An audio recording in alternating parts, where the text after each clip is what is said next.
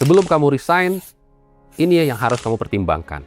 Saya punya karyawan lebih dari 2.000 orang, sehingga pengajuan resign udah cukup hal yang biasa. Saya selalu tanya, kenapa kamu mau resign? Setidaknya ini yang harus kita persiapkan. Yang pertama, kita harus tahu dulu why kita resign.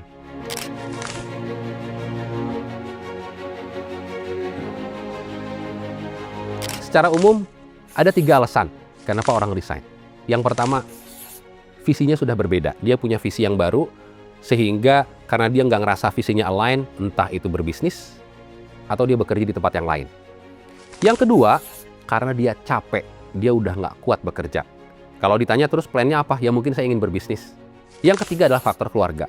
Kali ini kita akan ngebahas apa yang harus teman-teman persiapkan untuk berbisnis sebelum resign.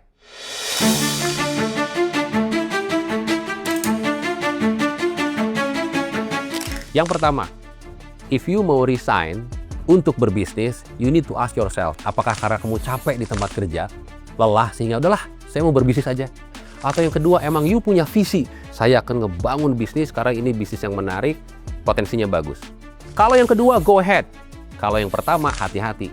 Kalau di tempat kerja aja you nggak bertahan, apalagi berbisnis. Karena bisnis itu lebih susah. You harus pikir di rumah nggak ada penghasilan tetap. Gimana? Dapur ngebul nggak?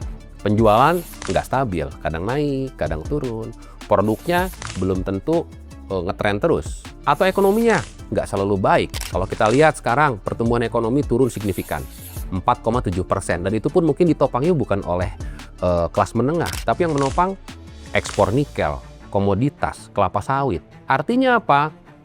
Ekonomi tidak selalu baik-baik aja. Kalau di tempat kerja aja kita nggak siap, nah agak susah tuh kita untuk bisa bertahan dan menang. 9 dari 10 bisnis rintisan gagal. Dalam 2 tahun, lebih dari 50% bisnis akan tutup. Siap nggak kita dan punya safety net nggak untuk keluarga kita? Pertanyaan berikutnya, kita punya skenario kalau gagal nggak? Kalau skenarionya baik, semua orang bisa.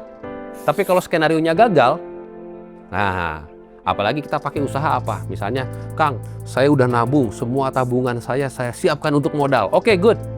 Terus kalau gagal kamu nggak punya tabungan, anak kamu nanti sekolah bagaimana? You have to think that way. It's very easy to plan a good scenario. Yang susah itu to plan a bad scenario and to prepare when things not going well. Ada Murphy's Law, judulnya begini, what can go wrong will go wrong. Jadi dalam berbisnis, segala kemungkinan itu ada, nggak cuma bagus aja. Nah, jangan sampai kita terjebak dengan optimism bias. Apa itu optimism bias? Optimism bias ini adalah rasionalitas kita nggak terlalu bagus karena kita sudah terlanjur secara emotional attach. Ini kayaknya bakal berhasil, ini kayaknya bakal sukses. Nah, ini kita harus berhati-hati.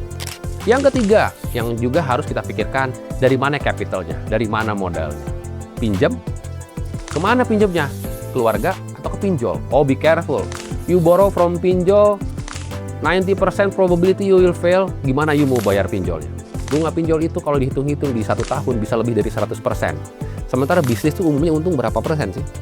Bisnis itu untung 20-30% bagus.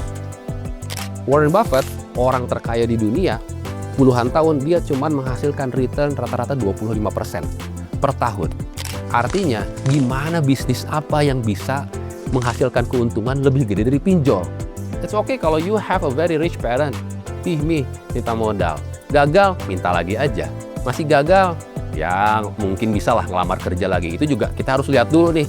Tempat kerja sekarang gak gampang juga nyari kerja. At least those are 3 things yang teman-teman harus pikirkan sebelum ingin memulai berbisnis. Dan jangan terjebak dengan konten-konten Instagram atau TikTok yang bilang, saya bekerja selama 12 tahun, saya resign dan saya sukses. Ayo ikuti jejak saya. You harus lihat itu yang sukses. Berapa ratus yang gagal dan gak bikin konten. You have to see the probability. Itu kan jadinya ada survivorship bias.